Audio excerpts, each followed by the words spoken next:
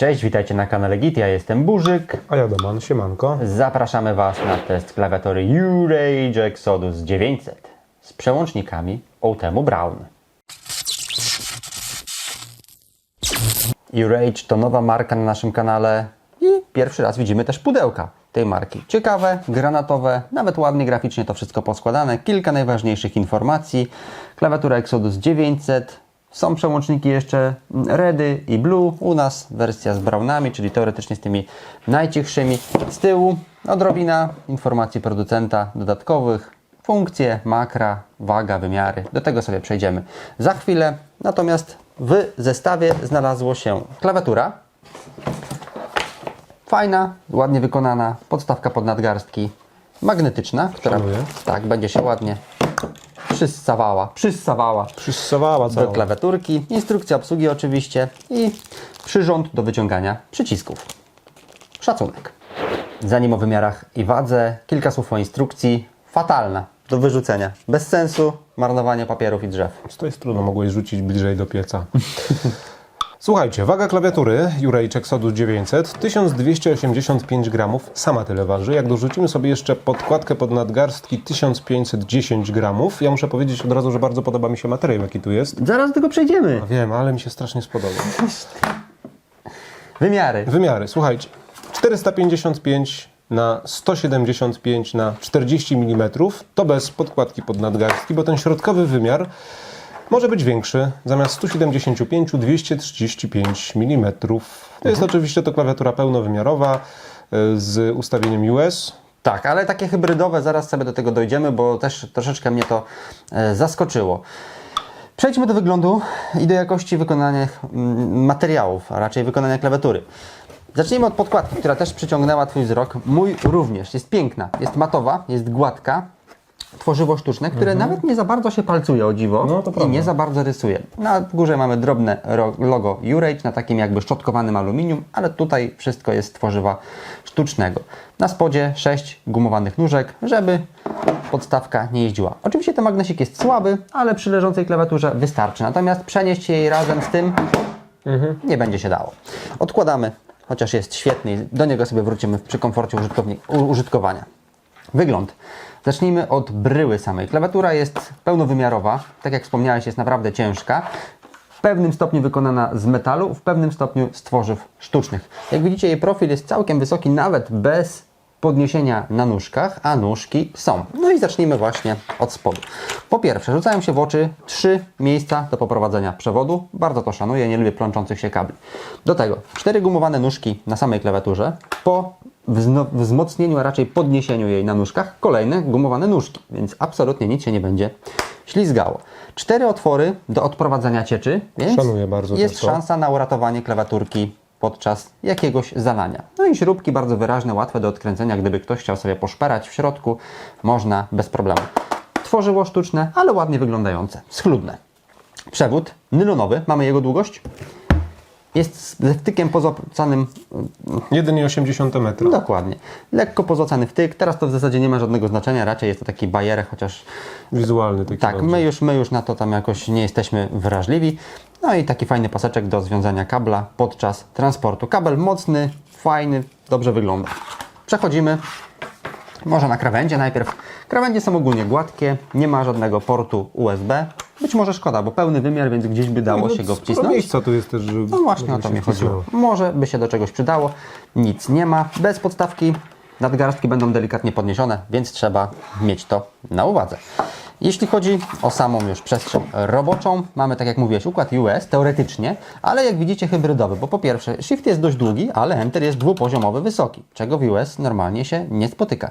Do tego wszystkie klawisze są naprawdę dobrze od siebie odsunięte, dzięki czemu w grach nie naciśniemy przez przypadek 2 przycisków jednocześnie. Mamy pełną numeryczną, mamy wszystkie dodatkowe tak jakby części oddzielone od siebie takimi wyspami. No i jeśli chodzi o przyciski funkcyjne, to jest ich cała masa. Jak widzicie na F-ach od Escape w zasadzie, bo jest to reset klawiatury, do F12 włącznie przyciski funkcyjne, multimedialne. Część z nich się powiela, bo mamy głośność na F10 i F11, ale głośność mamy również na rolce, czyli na takim przycisku, który pozwala Ja to zmniejszyć. uwielbiam w klawiaturach. Bardzo fajne. Najlepsze rozwiązanie do regulacji głośności, taka roleczka. Tak, tylko po co w takim razie są na F-ach? Nie rozumiem. No ale niech będzie. Idąc dalej, mamy na górze makra, których możemy sobie zbundować 6 dodatkowo. Mamy włączenie, wyłączenie podświetlenia, włączenie, wyłączenie na bokach LEDów, pasków LED, które pokażemy za chwilkę i przełączenie klawiatury w tryb gamingowy, który pozwoli zablokować klawisz Windows. Diody powiadomień na górze, no i jeszcze kilka przycisków multimedialnych do obsługi multimediów, właśnie play, pauza, wyciszenie głosu całkowite i ewentualnie zmiana piosenek. Numeryk bardzo fajny, dobrze odizolowany, dobrze się z niego korzystało.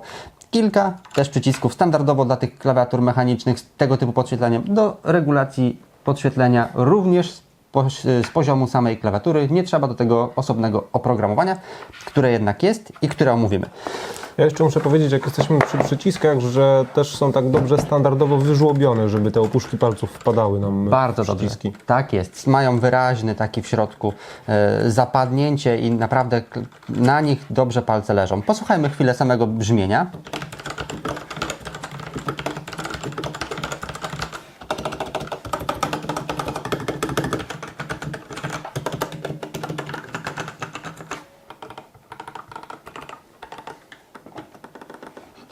Naprawdę bardzo przyjemnie to wszystko Co to? reaguje. Przycisk do zmiany trybu. Właśnie jeśli na jednym jesteśmy, to regulujemy głośność, na drugim regulujemy jasność podświetlenia. No, fajnie.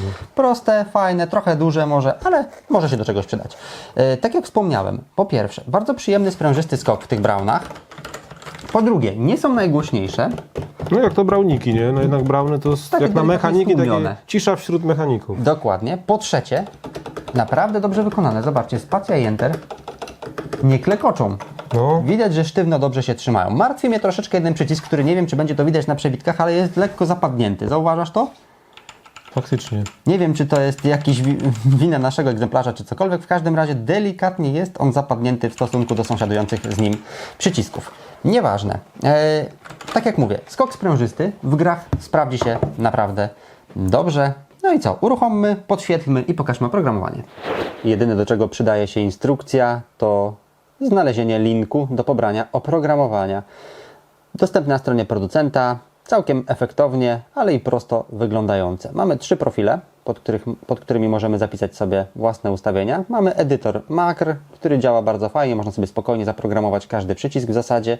No i po zaznaczeniu ptaszkiem opcji Light pojawia się konfiguracja podświetlenia. Mamy tutaj, jak widzicie, całkiem sporo efektów. One będą sobie na razie pokazywane tylko jako animacja w oprogramowaniu. Zaakceptowane zostaną dopiero po naciśnięciu Apply. Wtedy około 4 sekund będzie trwało, aż wyśle się sygnał do klawiatury i dopiero wtedy będzie można podejrzeć efekt na żywo. Weźmy sobie na razie jakikolwiek inny, który jest, bo poza samym ogółem na klawiaturze możemy sobie również dostosować jasność podświetlenia lub w przypadku ruchomych trybów prędkość. Czy to będzie szybkość oddychania, czy to będzie szybkość spadania kropel. Mamy tutaj też tryb Raindrops. Speed zmieniamy i będzie ładnie wszystko sobie według naszego upodobania chodziło. Możemy zmienić randomowe kolory, tak jak teraz, żeby leciały wszystkie, lub odznaczyć opcję i wybrać sobie jeden dowolny kolor z palety RGB, co bardzo pochwalam i szanuję. Troszeczkę więcej tu jest oczywiście zabawy dla osób, które lubią. Ja nie jestem jakoś wybitnie do RGB przekonany, ale trzeba wiedzieć o tym, że takie opcje są i działają. Słów kilka o specyfikacji tej klawiatury. Jest taka, powiedziałbym, standardowa absolutnie. Mamy wbudowaną pamięć, no ale skoro mamy makra, no to przecież być musi. Podświetlenie 16,8 miliona kolorów. Mamy też tutaj żywotność tych przycisków na poziomie 50 milionów kliknięć. No ale to dla Autemu, Standard. dla mechaników jest, tak jak mówi Burzyk, standard. Opóźnienie 1 ms. Znaczy czas reakcji, no i oczywiście pooling rate 1000 Hz. No a poza tym jeszcze blokada przycisku Windowsa, przyciski makro, programowalne, multimedialne i bla bla bla bla bla bla. No i ważny jeszcze jest anti-ghosting, który naprawdę dobrze się tutaj sprawuje. Przy tych głównych przyciskach można sobie 2 ręce nacisnąć, klawiatura w zasadzie wszystko wyłapie, tak jak to w mechaniku powinno wyglądać. No i przejdźmy sobie do samego użytkowania tej klawiatury. Po pierwsze, bez podkładki jest delikatnie niewygodna, bo wysoko. Tak, za wysoko. Tak Nacisk ręce są jest, tak tak, trochę... jak u tyranozaura, u I trochę T-rexa. i bolą trochę nadgarstki wtedy. Dokładnie, ale ta podkładeczka naprawdę rewelacyjnie się sprawdza, ona znacznie fajnie profiluje i też nie wywołuje jakiejś nadmiernej potliwości dzięki temu dobremu tworzywu sztucznemu. Jeśli chodzi o przyjemność spisania i zgrania, no to ona jest jak to na mechanikach. Jeśli komuś nie przeszkadza, mimo wszystko dość głośny, nawet chociaż to są browny, ale jednak mechanik, więc dość głośny klik, to responsywność, sprężystość tych przycisków, mimo iż są to tylko UTEMu, jest naprawdę satysfakcjonująca. Mnie bardzo dobrze się na tym pisało. Jeszcze lepiej się grało. Nie miałem absolutnie żadnych problemów podczas gry z naciśnięciem złego przycisku, czy z brakiem odpowiedzi ze strony klawiatury. No po prostu tak, jak to powinno w dzisiejszych czasach wyglądać. W CS-ika biegałem dobrze. Strzelałem trochę gorzej, no ale to już nie wina to już klawiatury. Wina myszki. Wina myszki, dokładnie, to już było tylko wina myszki. Przyciski funkcyjne dodatkowe wszystkie sprawdzają się, jest ich całe mnóstwo, nawet aż za dużo bym powiedział, ale lepiej, żeby były, niż miałoby ich braknąć. Z tym rolką miałem trochę problemów, ona raz zadziałała, raz nie zadziałała, nie wiem, może to była jakaś niekompatybilność oprogramowania u mnie, natomiast wiem, że z reguły nie ma z nią żadnych problemów. Naprawdę specyfikacja i wygoda korzystania z tej klawiatury jest na bardzo wysokim poziomie w tym przedziale cenowym, bo klawiaturę Exodus 900 możemy dostać od 250 do 300 zł w zależności od dystrybucji. No i możemy sobie z dwóch stron spojrzeć. Z jednej strony kupimy tańsze mechaniki, które pewnie zaoferują bardzo podobną funkcjonalność, natomiast może w odrobinkę gorszych materiałach, ale z drugiej strony kupimy dużo droższe mechaniki z tą samą funkcjonalnością. Więc no, ciężko powiedzieć jest, kto te ceny na rynku ustala i dlaczego akurat takie. U-Rage na pewno nie jest za drogi, bo jest to po prostu świeża marka, przynajmniej w naszej jakby wiedzy. My nie mieliśmy tam do czynienia wcześniej. No tak, no zresztą tak jak mówisz o tej kwestii ceny, no ja mam klawiaturę za 700 zł mechaniczną, nie? I tak naprawdę no tam różnica no to jest taka, że jej nie ma na pierwszy rzut oka. No może nie wiem, może wytrzymałość, może te materiały, przełączniki pewnie kosztują swoje, bo jak mamy Sherry, no to one są droższe automatycznie niż Markowo Optemu. już po prostu, jasne. No tak, no ale tak to powiem Ci, że naprawdę fajna ta klawiaturka jest. Bardzo fajna, nie ma do czego się przyczepić tak naprawdę, jeśli chodzi o samą klawiaturę.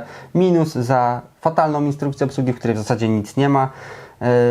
No i za oprogramowanie, które u mnie troszeczkę problemów stworzyło, aczkolwiek na większości komputerów jest naprawdę poprawnie. Więc U-Rage Exodus 900 w tym układzie trochę hybrydowym US na kanale Git to naszym zdaniem ciekawa opcja dla miłośników klawiatur mechanicznych. Bardzo ładna, stylowa, elegancka, w takim matowym tworzywie sztucznym, z nie najgorszym podświetleniem, z tymi ciekawymi podświetleniami, paskami bocznymi na LEDach, z tymi całkiem ciekawymi paskami LED na bokach klawiatury.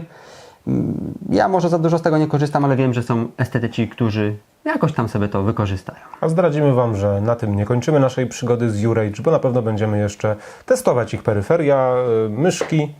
Zobaczycie też, jak się sprawdzają. My też jesteśmy ciekawi, bo ja przyznam szczerze, że jeszcze się z nią jakoś tam bliżej nie zapoznałem. Przewodówkę mamy, chyba gdzieś nawet stoi za mną. Nie, to nie. U nas jest losowość. Reaper 900, jest jeszcze Reaper 1000 bezprzewodowy. Zobaczymy. Zapowiada się naprawdę ciekawe, a Wy nie rage'ujcie w grach, nie rage quitujcie. Grajcie do końca. Rage.